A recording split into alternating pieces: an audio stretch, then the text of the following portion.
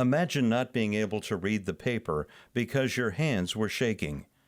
Imagine not being able to read newsprint as your world faded to black. The National Federation of the Blind, Newsline, Indiana.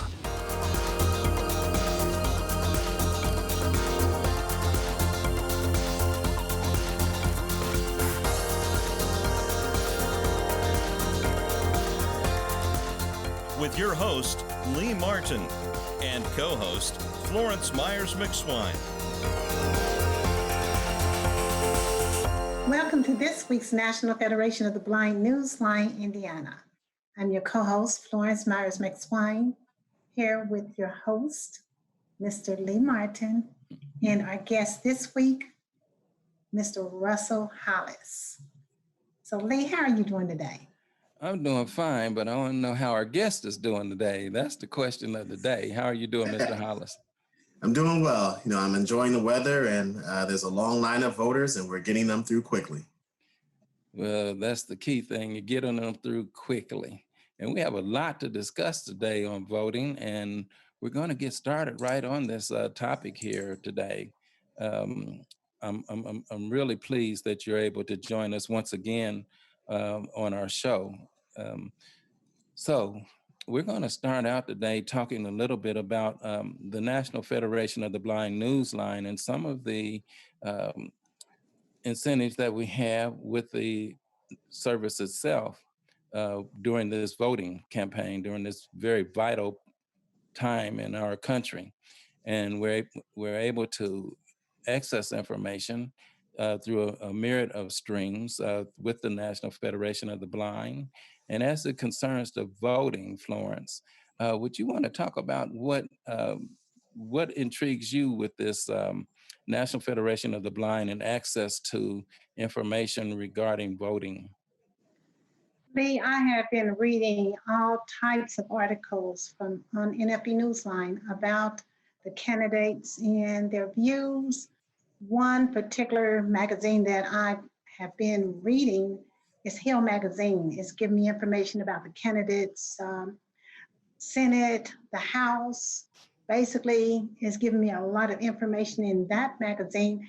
There's a lot of other magazines, Lee, that are keeping us up to date on what's going on, the campaign, the candidates, the views, the concerns. So I have really, really been into this election. Well, I'll tell you what, it has been very important and very vital because we know that informed citizens make informed decisions. And being a member of our community that happens to be blind, it is very important for us to have access to information.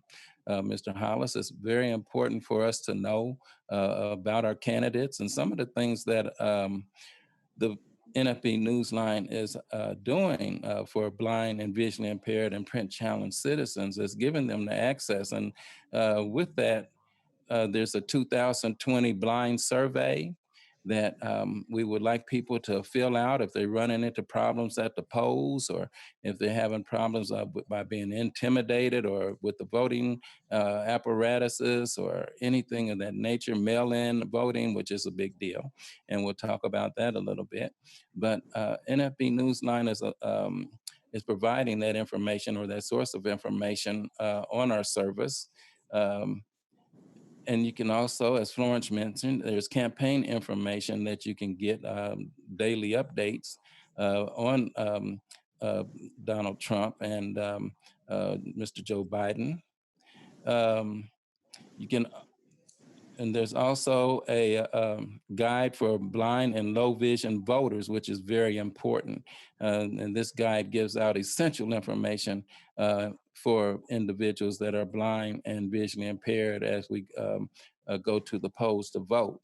And there's an Indiana Vote Guide for 2020, which is a really open to the entire public, that Indiana Vote Guide.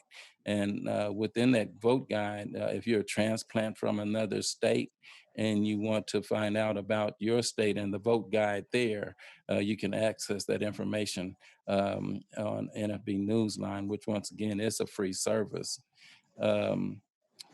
So we're going to take a short pause, and we're going to come back and talk a little bit with our director, deputy director, Mr. Hollis.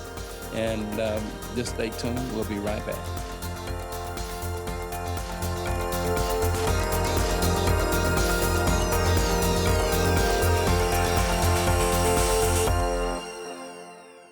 I'm Danny Wayne Beamer, Program Manager of the Elder Blind Program at the Will Center in Terre Haute, Indiana. I introduced the NFB Newsline to seniors in 13 southwestern counties in Indiana. I also utilize the NFB Newsline for my radio station public affairs shows. The NFB Newsline, experience it today. Learn more by calling 855-963-6476 or visit nfbnewsline-in.org. We are the nation's blind, and we read NFB Newsline.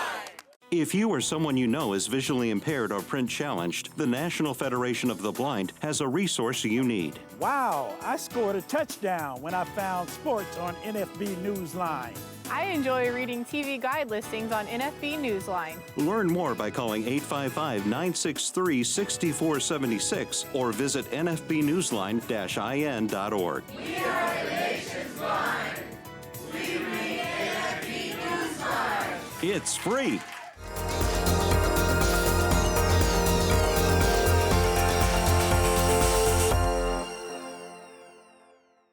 Back to this segment of the National Federation of the Blind, Newsline, Indiana, and we're talking to the Deputy Director of the Marion County Clerk's Office, Mr. Russell Hollis. Mr. Hollis, as Deputy Director of the Marion County Clerk's Office, what exactly is your position, and what does it entail? Thank you for the question, Florence, and thank you and Lee for having me on the show today. As the Deputy Director for the Marion County Clerk's Office, I serve as the Director of Communications and Policy for the Clerk's Office and the Election Board. So as the Communications Director, I am the spokesperson for the Marion County Election Board. I help to send out press releases to local media and community groups, and I'm the Director of all outreach activities for the Election Board and the Clerk's Office. And, I got into this role, while going to law school. I knew that I wanted to help minority populations, and I felt the best way that I can do so was through the political process. And so that I ended up where I am today. So you said, are you from Indianapolis or Marion County area? Originally from Michigan City, Indiana, Northwest Indiana. Oh, okay. So you mentioned that you went to law school, and where did you attend law school? Here in Indianapolis at the Indiana University McKinney School of Law. Okay, that's a good tie-in to let you know that Florence is also have ambitions to attend law school. And very nice. Yes. So there you got somebody to relate to about that, Florence. Yes. So, how did you get to the point, where you were actually employed with the Marion County Clerk's Office? Yeah, so the office of the county clerk is a term-limited office. So the elected official, rather, is limited. They can only serve 2 terms. And so the elected official was termed out, and the clerk was running. At the time, the new candidate was candidate Eldridge. Mila ended up winning and became clerk, and I was brought on as part of the new administration. So, I had not realized that you were actually an elected official. The elected clerk appointed me, so I'm an appointed official. And my boss, the county clerk, Mila Eldridge, she's the elected official. Okay. All right. Thank you for clarifying that. And so you're welcome. How long have you been at this position then? Since January of 2015. Okay. So what are some of the challenges that you face here in Marion County regarding voting for the citizens of Marion County? Yes, the biggest challenges that we face deal with the sheer volume that we're receiving. Right now, we're seeing record levels of absentee by mail ballots that we've received, as well as the number of absentee by mail ballots that we've mailed out and have yet to receive. Example, if I could give you something that's close to some specific numbers, they'll be estimates. But this year, we've mailed out over 94,000 ballots, and we received over 59,000 ballots. Well, around this same time, 4 years ago, we only mailed out about 18,000 ballots. The sheer volume of mail that we're sending and receiving, that's a challenge, particularly as we get closer to election day or on election day. We're not able to start counting those ballots until election day. So our challenge is, taking several days, if not a week, to count all of the absentee by mail ballots that we receive. With these absentee by mail-in ballots that's coming in at such a high volume, are there concerns that they won't be in by the 3rd at noon? If people are, just now at this date and time, the 22nd of October, beginning to mail those in? You're exactly right, Lee. We do have that concern that we receive ballots after that noon on election day deadline. If we receive a ballot after noon on election day, a mail-in ballot, we have to reject that ballot. And so what we are doing, Lee, to combat that concern, we are encouraging our voters to hand deliver those ballots. So those voters can hand deliver the ballots at an election service center or election board office, which includes our city county building, as well as our election service center, which is located at 3737 East 1 Street, zip code 46201. Voters can also hand deliver their ballots at any early voting location and any election day vote center location, as long as it is before noon on election day. So I think that's the best way that we can combat that concern for us receiving a ballot in the mail after noon on election day. Mr. Hollis, now would you have an estimate, let's say about approximately how many registered voters do we have in the state of Indiana? Yes, we have roughly 600 and about 70,000, about 600 and almost 78,000 registered voters here in Marion County. Now, do you have this? You probably, as far as data, some of this is not kept, but do you have any idea of how many of those voters are disabled or senior voters? I do not know. So the county, all we know is just the number of registered voters. We don't have any demographic background on the number of registered voters. Now, it sounds like right now there's a lot of people that are voting early, and that's good. That's awesome. Now, as far as on election day, are there any special accommodations that might be available for senior citizens or persons with disabilities? That's a great question, Florence. I do want to note a few things with respect to voting on election day. During early voting and on election day, our election board staff or our election workers and even sheriff deputies here in the city county building are doing their best to go through the lines, and those who are seniors or those who are having trouble walking or standing, we are taking them out of the line and we are moving them to the front of the line so that they can get inside and cast their ballot. We plan on doing that on election day as well. The limitation, whether we have staff that is not, checking voters in or assisting voters inside, whether we have staff that's available to go out to the polling location and do those kinds of things. But as a general matter, yes, we are moving those voters from the lines to inside the building so that they can go vote. It's nice to know that there's still some compassion in this country.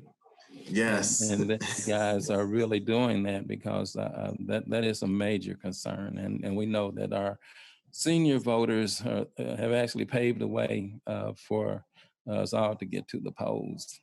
And that's they care about their basic right, and if they had to stand in line, they would. So we applaud you guys on that effort. When we're talking about we talked a little bit about security and the different challenges that may be at our polls this year. You want to talk a little bit about that? I do. I do. So there are a few things that voters should know in terms of managing their expectations as they go to their election day polling place. So voting in 2020 will look very different than it has looked in previous years. We are in the middle of a global pandemic, so election workers will all wear personal protective equipment. That includes masks, a face shield. That also includes wearing gloves. There will be hand sanitizer at the polling place, and we use painter's tape inside of the polling place to mark a 6-foot distance in between voters. Voters will also be given a finger sleeve to place on their index finger so that they're using their skin to directly touch the touchscreen voting machine. So those are some of the precautions we're taking to make voting safe during the pandemic. Now, there are other concerns regarding safety as well at the polling locations. We are aware of statements made, by different elected officials throughout the country that have encouraged people to show up to the polling locations and watch. And so, as a general matter, the only folks that are allowed inside the polling location are the election workers, and credentialed media. And there are credentialed poll watchers, right? And we do receive a list of who those folks are from the political parties. And those people will have a credential that they will wear on their person. Now, if you are in the polling location and you do not have a credential and you're voting, you will be asked to leave. So the notion of folks just showing up and going into the polling location to just watch and observe, that's not going to happen. The election workers will ask them to leave, and if they do not leave, law enforcement will make them leave. I do want to highlight that. Yes, Lee. That is so important, because so many people are, like you say, this information that we receive, you really have to watch what you listen and hear to. And I think you're giving us some vital information. So we're going to take a short pause, Mr. Hollis, and we're going to come right back after our commercial break.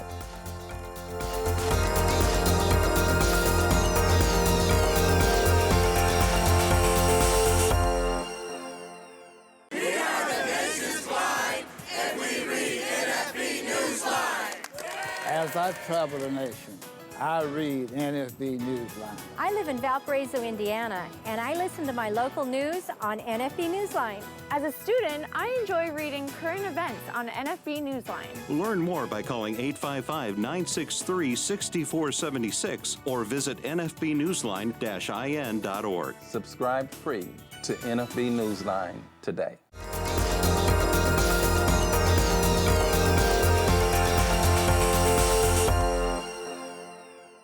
Welcome back to the conclusion of the National Federation of the Blind Newsline Indiana, and we're speaking with Mr. Russell Hollis. Mr. Hollis, now with the polls and poll workers, can you give us a little bit information on what's going on there? Yes, Florence. We put out a plea during the summer months to recruit election workers for this election cycle. We knew that we needed more election day vote center locations than we had during the primary election. We began recruiting election workers a lot earlier than we normally do. We had a goal of recruiting 2,000 poll workers, and we recruited well over 4,300 workers. So we've received an overwhelming response of folks that want to work at our polling locations. This election, that's part of the reason why we have over 180 locations available on election day this year. And you know, of those election workers that have signed up, we have 16 and 17-year-old workers that have signed up than we've ever had before.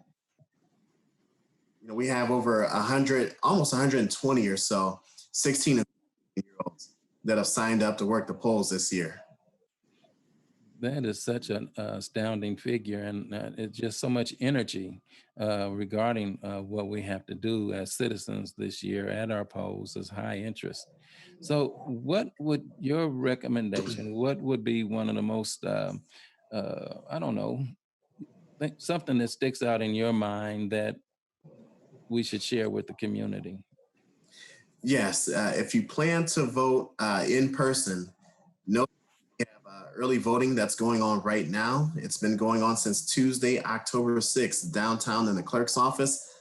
But this Saturday, we have 5 additional sites that will open here in Marion County. Those sites are the Crenard Park Community Center, Lawrence Township Education and Community Center, the Township Government Center, St. Luke's United Methodist Church, and Township Government Center. So we will have 6 early voting locations beginning this Saturday, and that is the early voting locations that we've ever had in Marion County. Okay, and for those that might be their first time voting, what would they need to bring with them to the site? Good question. Yes, when you vote in person, you must bring your Indiana driver's license or your Indiana state ID card. Alternatively, you can bring your federal passport or your federal military ID. Bring your ID and bring your mask. Bring your mask and also your rubber gloves. And I'm thinking if you're using the voting machine itself, to bring your own individualized earbuds or a headset to listen to. Yes, you know, that's a great point, Lee. All of our voters that vote in person will use the Express Vote touchscreen machine. And one of the features of the machine is that you can bring in your own headphones, and you can plug them into the machine so that if you're blind or low vision, the machine will read the selections on the screen as well as the contest that's on the screen. It will read voters, and we also, the Express Vote machine also has a Braille keypad. You guys are to be commended for that as well. So we're going to take a short pause and come back with the conclusion of our show with Deputy Director, Mr. Russell Hollis.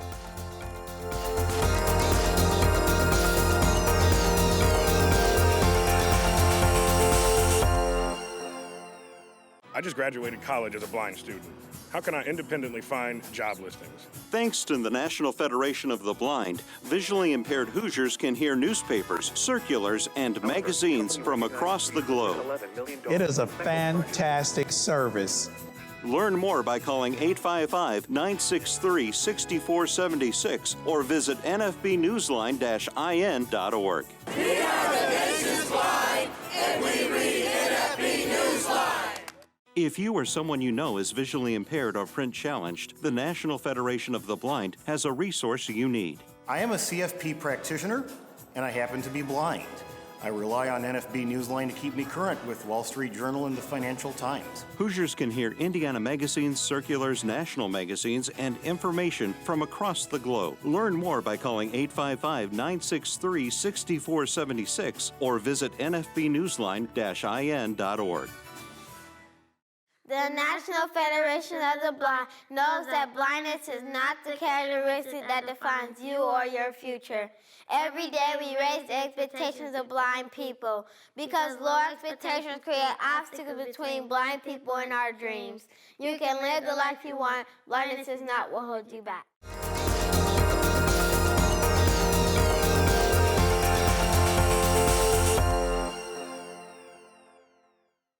Well, welcome back to the conclusion of our show. And Mr. Hollis, would you please let us know what time do the sites open?